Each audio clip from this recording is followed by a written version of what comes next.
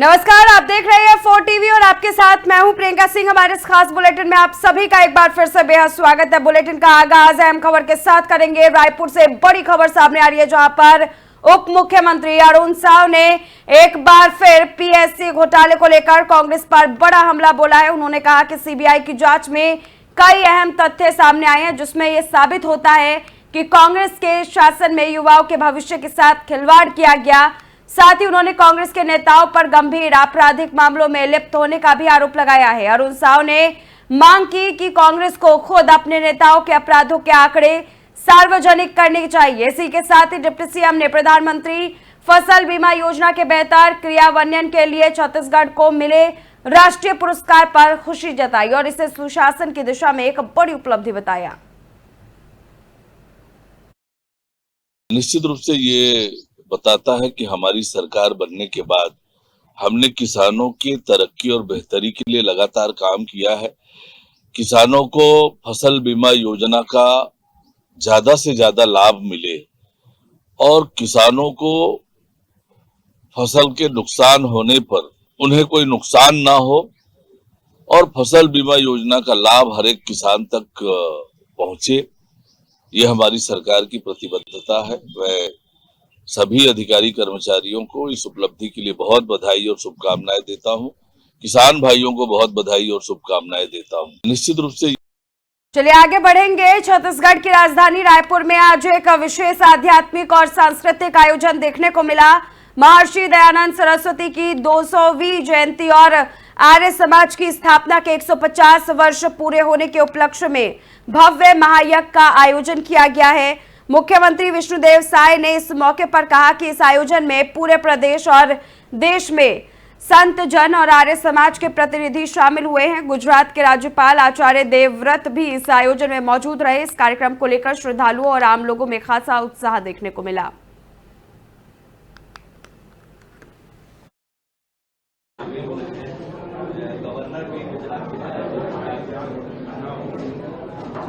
महर्षि दयानंद सरस्वती जी का 200वीं जयंती के उपलक्ष्य में और आर्य समाज के स्थापना के 150वें साल के उपलक्ष्य में यहाँ पर ये महायज्ञ का आयोजन आर्य समाज छत्तीसगढ़ प्रदेश के द्वारा किया गया है, जिसमें पूरे प्रदेश से और देश से संतगण और आर्य समाज के प्रतिनिधिगण यहाँ पर आए हुए हैं। और इसमें गुजरात के माननीय राज्यपाल देवव्रत आचार्य जी भी आए थे और उनका बहुत ओजस्वी और शिक्षाप्रद मार्गदर्शन हुआ। उन्होंने प्राकृतिक खेती पर जोर दिया और देसी गाय के पालन पर जोर दिया है। आने वाले समय में हम लोग भी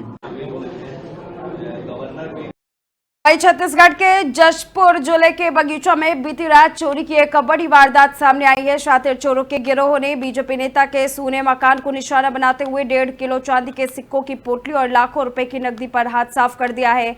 हैरानी की बात यह रही कि चोर 20 ग्राम के कीमती सोने के कंगनों को छोड़कर चले गए। जैसे ही चोरी की सूचना मिली, पुलिस मौके पर पहुंची और जांच में जुट गई। दरअसल बगीचा क्षेत्र में पुलिस की लचर व्यवस्था का फायदा उठाते हुए चोरों ने मुख्य सड़क पर स्थित 3 घरों को अपना निशाना बनाया। बीजेपी नेता के घर से पहले चोरों ने एक बस चालक और एक शिक्षक के घरों के ताले तोड़े और चोरी की वारदात को अंजाम दिया। थाना प्रभारी संतलाल आयाम ने बताया कि शुक्रवार दोपहर शिक्षक राजेश द्विवेदी के घर में भी चोर घुसे थे, लेकिन मकान मालिक के अचानक पहुंच जाने से चोर भाग निकले। पुलिस को जांच के दौरान कुछ अहम सुराग मिले, जिनके आधार पर जल्द ही आरोपियों की गिरफ्तारी का दावा किया जा रहा है। हालांकि बगीचा में लगातार हो रही चोरी की घटनाओं और पुलिस की ढीली कार्यप्रणाली को लेकर स्थानीय नागरिकों में जबरदस्त नाराजगी है।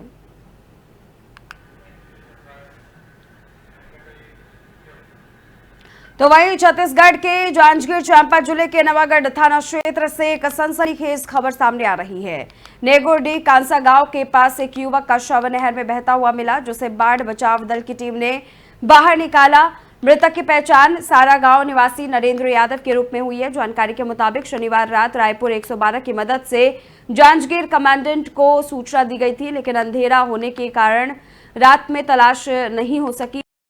बचाव दल मौके पर पहुंचा और शव को बाहर निकाला गया। परिजनों ने बताया कि नरेंद्र यादव रोगदा गया हुआ था, जिसके बाद से उसका कोई संपर्क नहीं हो सका। नवागढ़ पुलिस ने शव को पोस्टमार्टम के लिए भेज दिया है, जिसके बाद अंतिम संस्कार के लिए परिजनों को सौंपा जाएगा।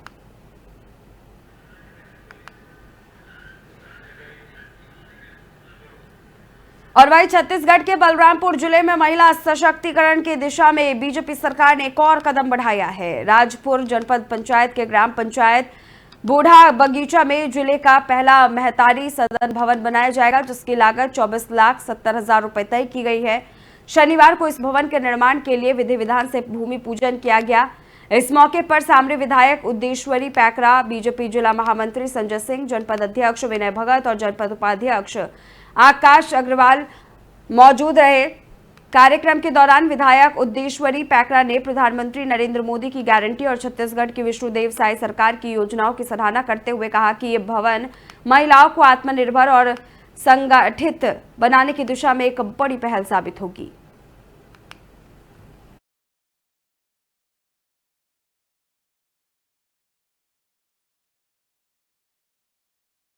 छत्तीसगढ़ के दुर्ग जिले में पुलिस ने नशे के कारोबार पर बड़ी कार्रवाई करते हुए 2 हेरोइन तस्करों को गिरफ्तार कर लिया है। दोनों आरोपी ग्राहक की तलाश में सिकौला भाटा मंडी के पास घूम रहे थे, तभी पुलिस ने उन्हें रंगे हाथों पकड़ लिया। मोहन नगर पुलिस और एसीसीयू की संयुक्त टीम ने उनके पास से 150 ग्राम हेरोइन और 53,000 रुपए नगद बरामद किए हैं।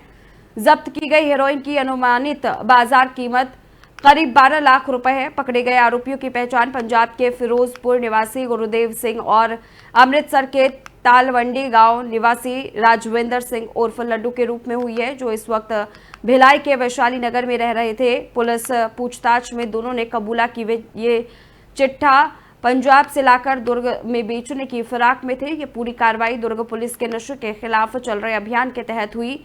एएसपी सुखनंदन राठौर ने बताया कि इस मामले में आगे की जांच की जा रही है और नेटवर्क की कड़ियों को खंगाला जा रहा है।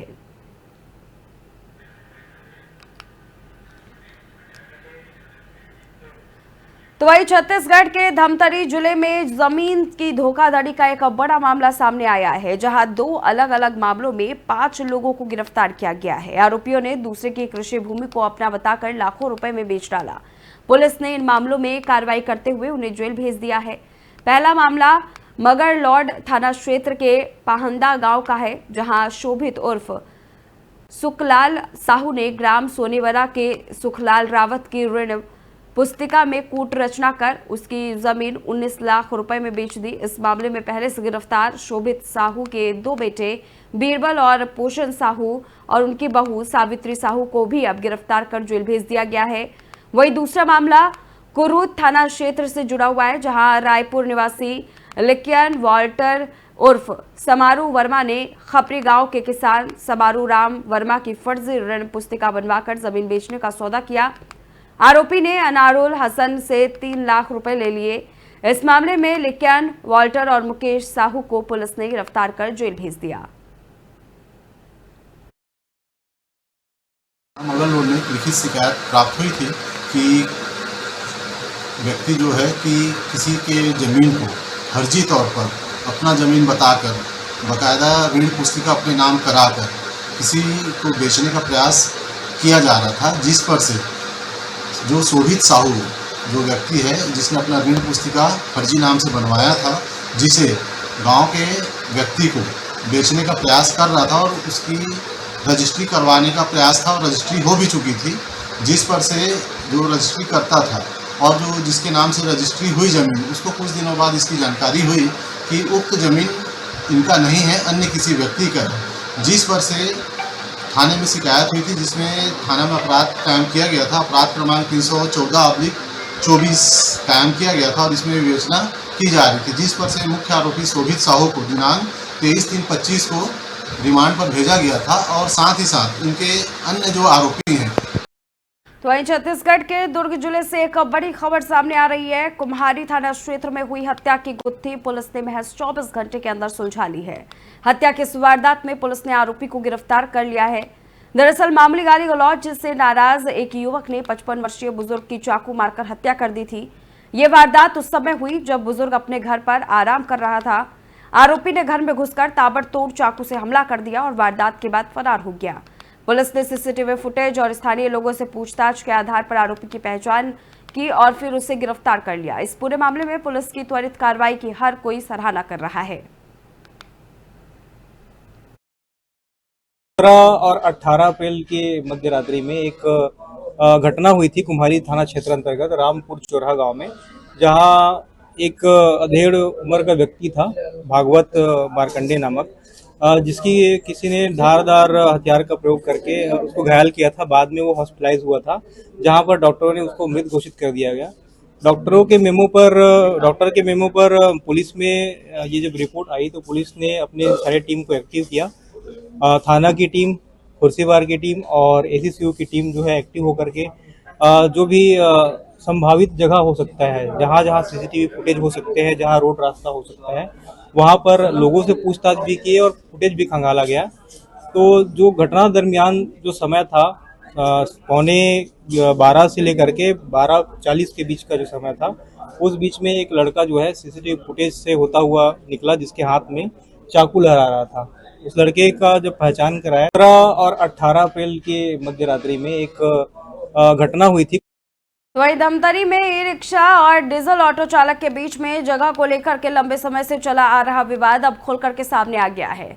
बस स्टैंड में सवारी बैठाने को लेकर दोनों पक्षों के बीच तनाव इस कदर बढ़ गया कि ई रिक्शा चालकों ने हड़ताल कर दी। ई रिक्शा यूनियन का आरोप है कि डीजल ऑटो चालकों द्वारा उन्हें ना तो सवारी बैठाने दी जाती है और ना ही शहर के प्रमुख चौराहों पर खड़े होने दिया जाता है।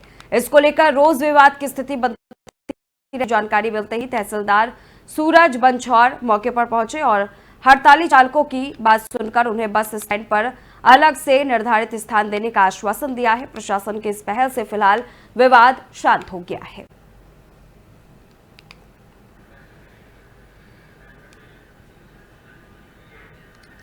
किसी ने सच ही कहा है, वो दुश्मन बनकर मुझे जीतने निकले थे, अगर दोस्ती कर लेता तो मैं खुद ही हार जाता।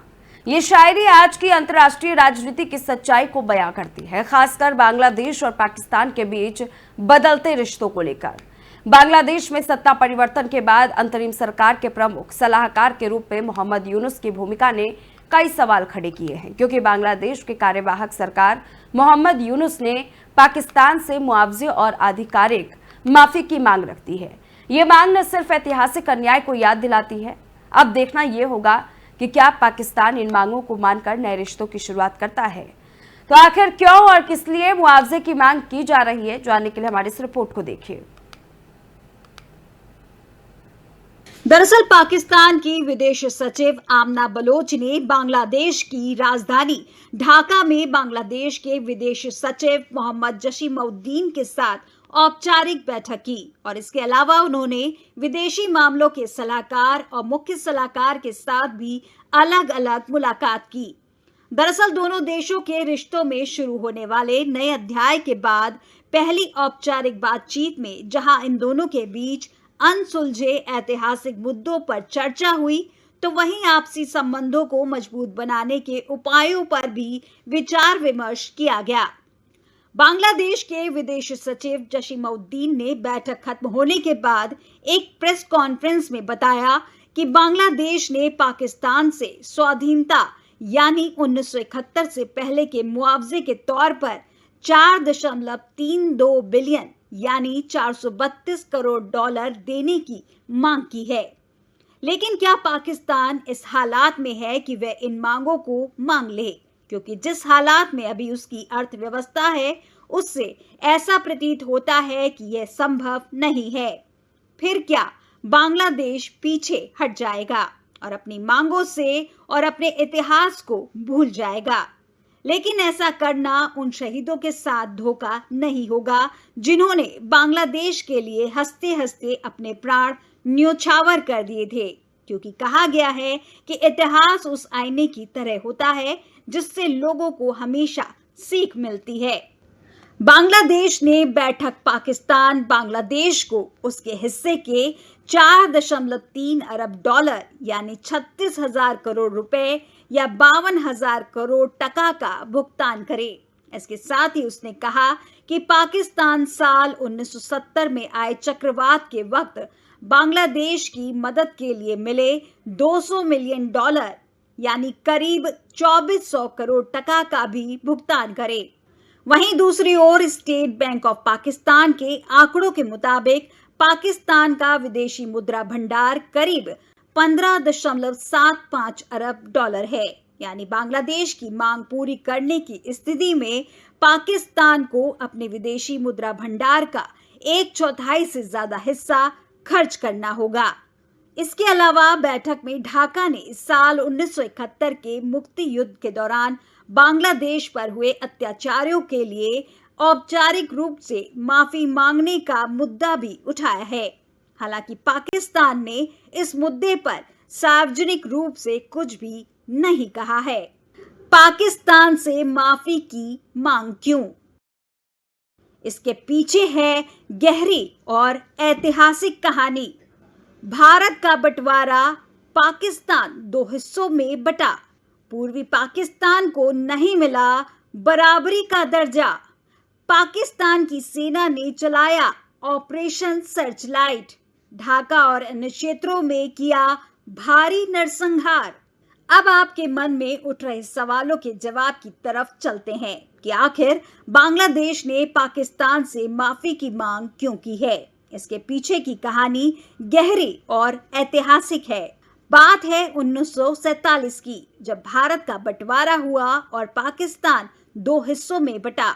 पश्चिम पाकिस्तान और पूर्वी पाकिस्तान दोनों हिस्सों के बीच भाषा, संस्कृति और सोच में भारी अंतर था, लेकिन इसके बावजूद पूर्वी पाकिस्तान को बराबरी का दर्जा नहीं दिया गया। पूर्वी पाकिस्तान के लोगों का आर्थिक, सांस्कृतिक और राजनीतिक शोषण होता रहा। 1971 में यह असंतोष एक जन आंदोलन में बदल गया, जब बांग्ला भाषा को मान्यता देने, राजनीतिक अधिकार और स्वतंत्रता की मांग को कुचला गया। तब हालात और भी बिगड़ गए, जहां 25 मार्च 1971 को पाकिस्तान की सेना ने ऑपरेशन सर्चलाइट चलाकर ढाका और अन्य क्षेत्रों में भारी नरसंहार किया। हजारों लोग मारे गए, लाखों महिलाओं के साथ बलात्कार हुआ और करोड़ों लोग भारत में शरण लेने को मजबूर हो गए। भारत ने न सिर्फ इन शरणार्थियों को आश्रय दिया, बल्कि बांग्लादेश की आजादी के लिए निर्णायक सैन्य सहयोग भी दिया। दिसंबर 1971 में युद्ध के बाद बांग्लादेश एक स्वतंत्र देश बना, लेकिन पाकिस्तान ने आज तक ना तो उन अत्याचारों के लिए माफी मांगी और ना ही कोई मुआवजा दिया। अब जब पाकिस्तान दोस्ती की पहल कर रहा है, तो मोहम्मद यूनुस ने यह स्पष्ट किया है कि किसी भी नई शुरुआत से पहले पुराने जख्मों का मरहम जरूरी है। यही कारण है कि बांग्लादेश ने पाकिस्तान से माफी की मांग की है, ताकि न्याय हो और सम्मान पूर्वक आगे बढ़ा जा सके।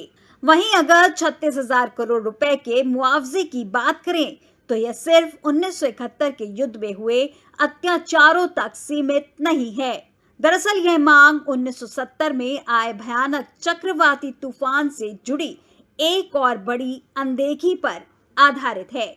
उस तूफान ने पूर्वी पाकिस्तान में भारी तबाही मचाई थी और इस आपदा के बाद दुनिया भर से आर्थिक मदद भेजी गई थी, लेकिन कहा जाता है कि वह सहायता कभी भी पीड़ितों तक पूरी तरह नहीं पहुंची। अब जब पाकिस्तान फिर से रिश्ते सुधारने की बात कर रहा है, तो बांग्लादेश इन मुद्दों को सामने रखकर यह स्पष्ट कर रहा है कि नई शुरुआत तभी मुमकिन है जब पुरानी गलतियों को स्वीकारा जाए और न्याय हो। आज पाकिस्तान और बांग्लादेश के बीच जो घटनाक्रम चल रहा है, वह केवल 2 देशों के बीच की राजनयिक रस्साकशी नहीं है। यह एक ऐसे संघर्ष की अभिव्यक्ति है जो वर्षों तक दबा रहा, लेकिन कभी भुलाया नहीं गया। बांग्लादेश ने जिस प्रकार मुआवजे और माफी की मांग को औपचारिक रूप से रखा है, वे स्पष्ट करता है कि अब कोई भी संबंध केवल राजनीतिक शिष्टाचार से नहीं, बल्कि ऐतिहासिक न्याय के आधार पर ही बनेंगे। दरअसल पाकिस्तान की विदेश सचिव तो फिलहाल इस खास बुलेटिन में बस इतना ही। रुकेंगे एक छोटे से ब्रेक के लिए। ब्रेक के उस पार खबरों का सिलसिला जारी है।